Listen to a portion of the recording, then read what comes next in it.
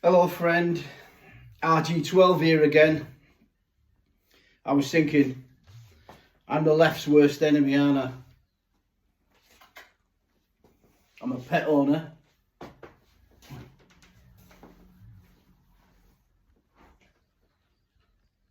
There you go, son. I'm a pet owner.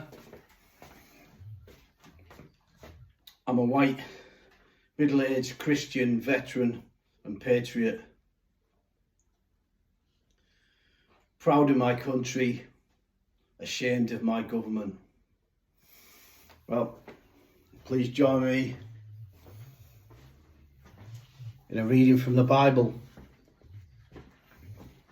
Today, I'm going to read to you the Garden of Eden. When the Lord God made the universe, there were no plants on the earth and no seeds had sprouted, because he had not sent any rain, and there were no one to cultivate the land, but water would come up from beneath the surface and water the ground.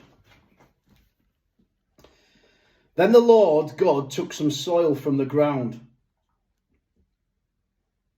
and formed a man out of it. He breathed life-giving breath into his nostrils, and the man began to live. Then the Lord planted a garden in Eden, in the east, and there he put the man he had formed. He made all kinds of beautiful trees grow there and produce good fruit. In the middle of the garden stood the tree that gave life and the tree that gave knowledge of what is good and what is bad. A stream flowed in Eden and watered the garden. Beyond Eden, it divided into 4 rivers. The first river is the Pison. It flows round the country of Havilah. Pure gold is found there, and also rare perfume and precious stones. The second river is Gihon. It flows round the country of Cush. The third river is the Tigris, which flows east of Assyria. And the fourth river is the Euphrates. Then the Lord God placed the man in the Garden of Eden to cultivate it and guard it. He said to him, "You may eat the fruit of any tree in the garden, except the tree that gives knowledge of what is good and what is bad. You must not eat the fruit of that tree. If you do, you will die the same day." Then the Lord God said, "It's not good for the man to live alone. I will make a suitable companion to help him." So he took some soil from the ground and formed all the animals and all the birds. Then he brought them to the man to see what he would name them. And that is how they all got their names. So the man named all the birds and all the animals, but not one of them was a suitable companion to help him. Then the Lord God made the man fall into a deep sleep.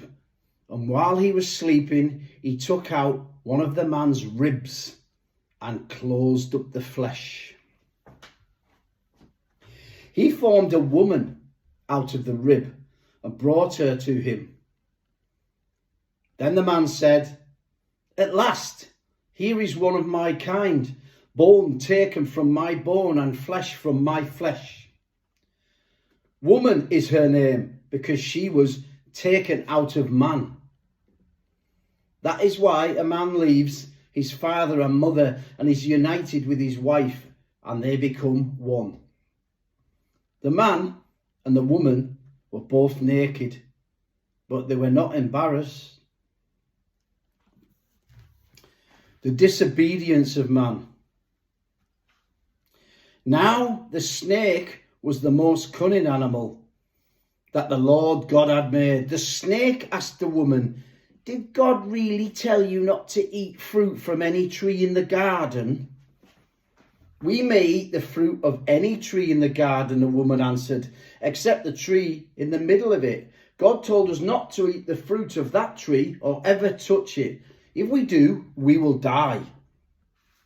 The snake replied, that's not true. You will not die. God said that because he knows that when you eat it, you will be like God and know what is good and what is bad. The woman saw how beautiful the tree was and how good its fruit would be to eat.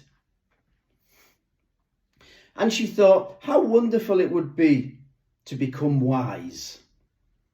She took some of the fruit and ate it. Then she gave some to her husband, and he also ate it. As soon as they had eaten it, they were given understanding and realized that they were naked. So they sewed fig leaves together and covered themselves. That evening, the Lord God walked into the garden, and they hid from him among the trees. But the Lord God called out to the man, where are you? He answered, I heard you in the garden. I was afraid and hid from you because I was naked. Who told you that you were naked? God asked. Did you eat the fruit that I told you not to eat? The man answered, the woman you put here with me gave me the fruit and I ate it. The Lord God asked the woman, why did you do this? She replied, the snake tricked me into eating it. God pronounces judgment. Then the Lord God said to the snake, you will be punished for this. You alone of all the animals must bear this curse. From now on, you will crawl on your belly and you will have to eat dust as long as you live. I will make you and the woman hate each other. Her offspring and yours will always be enemies. Her offspring will crush your head and you will bite their heel. And he said to the woman, I will increase your trouble in pregnancy and your pain in giving birth. In spite of this, you will still have desire for your husband, yet you will be subject to him. And he said to the man, you listened to your wife and ate the fruit which I told you not to eat. Because of what you have done, the ground will be under a curse.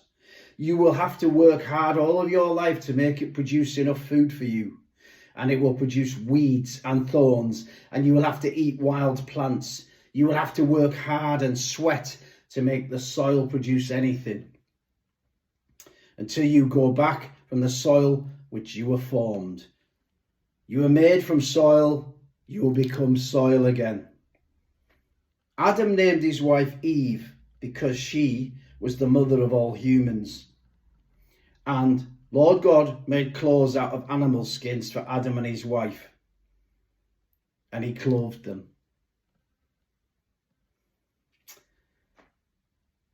Adam and Eve are sent out into the garden.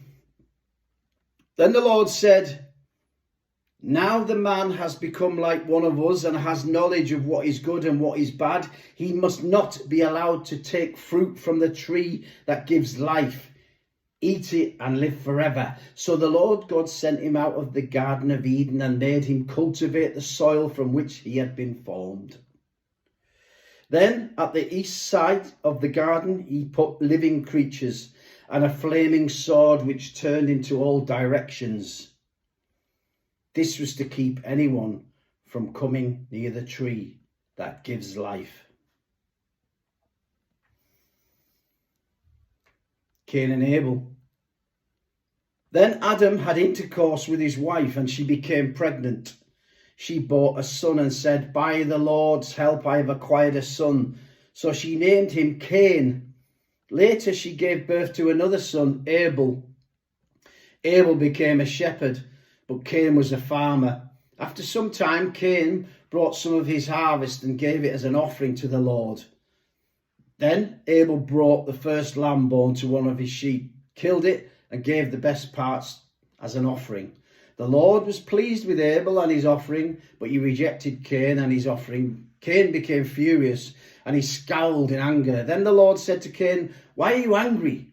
Why that scowl on your face? If you had done the right thing, you would be smiling, but because you have done evil, sin is crouching at your door.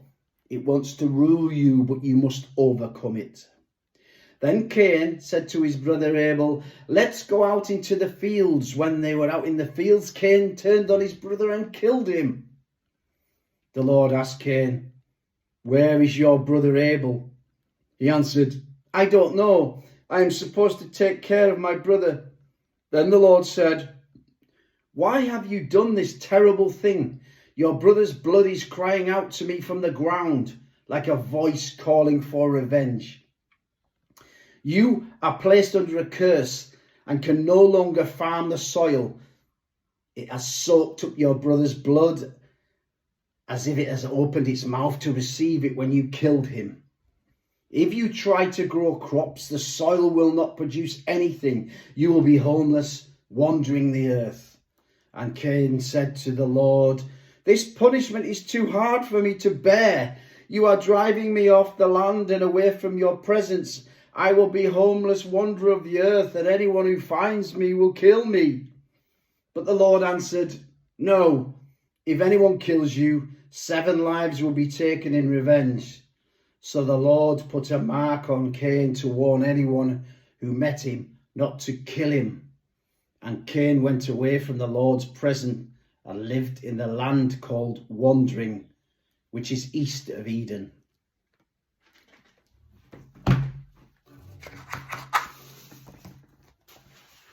We will carry on with the Bible another day. But to everybody,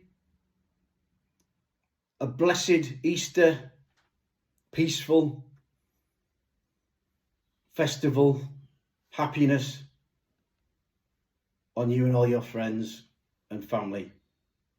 God bless you all. RG12 out.